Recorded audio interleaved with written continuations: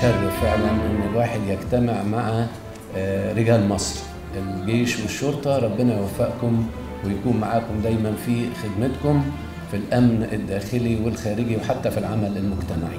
قوات مسلحة وشرطة وراكم دايما ومعاكم يا فندم وجنبكم في كل حاجة وفي كل وقت وتحت أمركم في أي وقت، وشرف لينا النهارده إن احنا نقف معاكم ونقف بين أطفالنا وأطفال مصر، وأتمنى ليهم جميعا الشفاء ونشوفهم في أحسن صحة وأحسن حال ونشوفهم معانا دايما بإذن الله.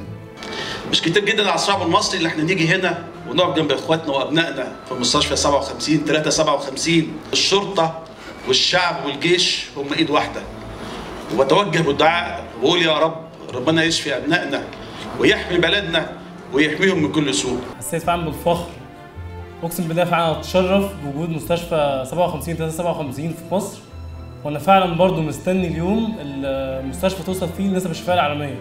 العالم كله هو اللي هيتفرج علينا ويبص على حاجه زي كده، ان احنا قدرنا نحقق حاجه بمجهود كل واحد مننا.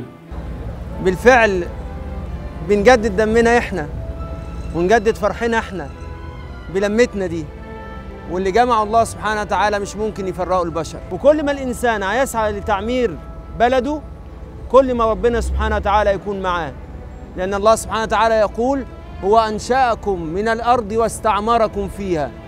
واحنا موجودين في البلد دي وهنفضل موجودين في البلد دي عشان نعمر فيها وننميها لغاية مش بس تطرح زرع وسنابل، تطرح رجالة زي حضراتكم.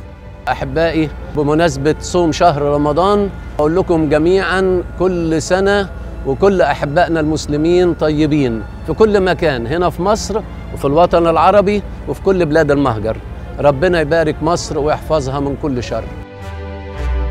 مؤسسة مستشفى 57 357 مصر لعلاج سرطان الأطفال بالمجان، رحلة علم، هدف الحياة.